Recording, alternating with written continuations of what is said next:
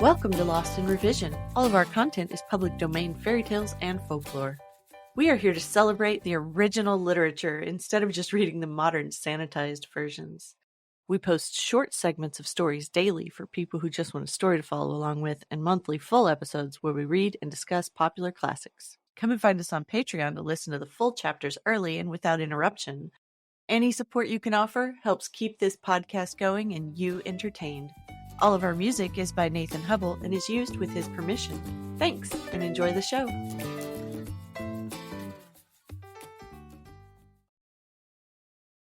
Chapter 6, Saviors of the Train, Part 3. "What is it? Oh, what is it?" said Phyllis. "It's much too much magic for me. I don't like it. Let's go home." But Bobby and Peter clung fast to the rail and watched breathlessly, and Phyllis made no movement towards going home by herself. The trees moved on and on. Some stones and loose earth fell down and rattled on the railway metals far below. "It's all coming down," Peter tried to say, but he found there was hardly any voice to say it with, and indeed, just as he spoke, the great rock on the top of which the walking trees were leaned slowly forward. The trees, ceasing to walk, stood still and shivered. Leaning with the rock, they seemed to hesitate a moment, and then rock and trees and grass and bushes, with a rushing sound, slipped right away from the face of the cutting and fell on the line with a blundering crash that could have been heard a mile off. A cloud of dust rose up. "Oh," said Peter in awestruck tones, "isn't it exactly like when coals come in? If there wasn't any roof to the cellar and you could see down there?" "Look what a great mound it's made," said Bobby. "Yes," said Peter slowly. He was still leaning on the fence. "Yes," he said again, still more slowly.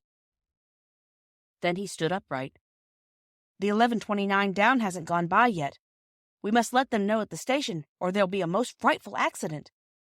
"Let's run," said Bobby, and began. But Peter cried, "Come back," and looked at Mother's watch. He was very prompt and businesslike, and his face looked whiter than they had ever seen it.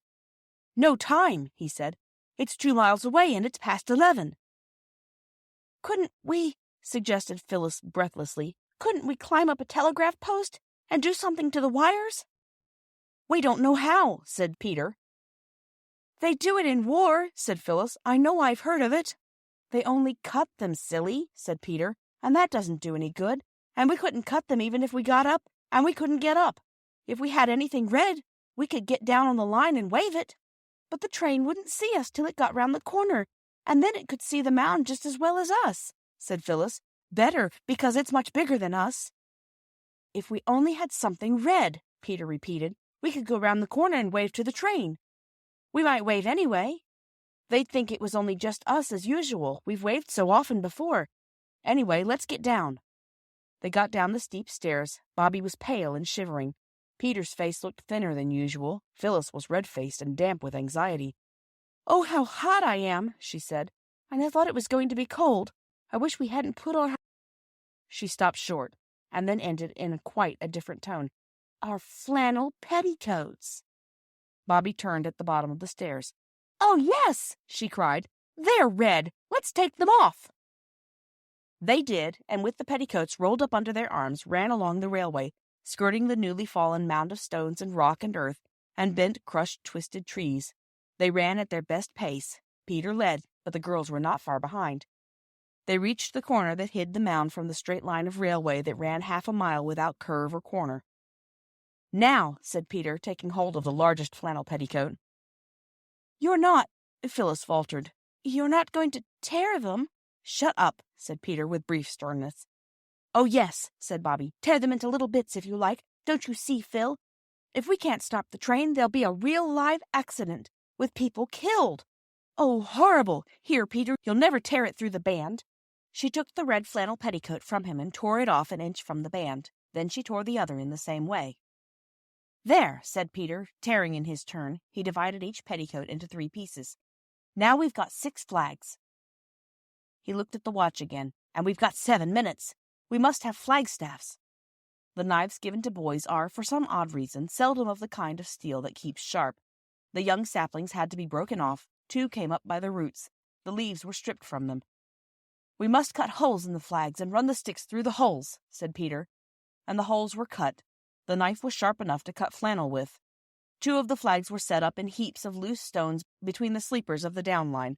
Then Phyllis and Roberta took each a flag and stood ready to wave it as soon as the train came in sight.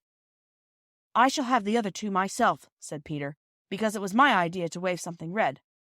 "There are petticoats, though," Phyllis was beginning, but Bobby interrupted.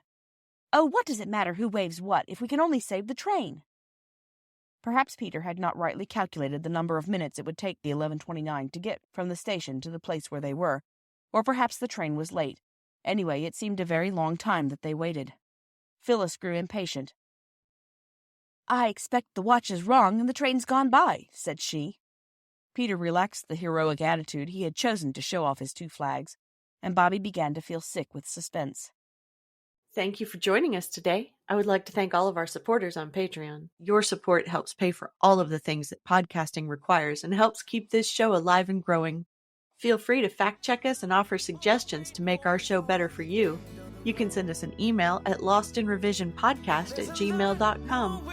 Don't forget to follow and give us a good review anywhere you listen, and share with your friends and family. There's a lot more waiting for us all at the end of the road.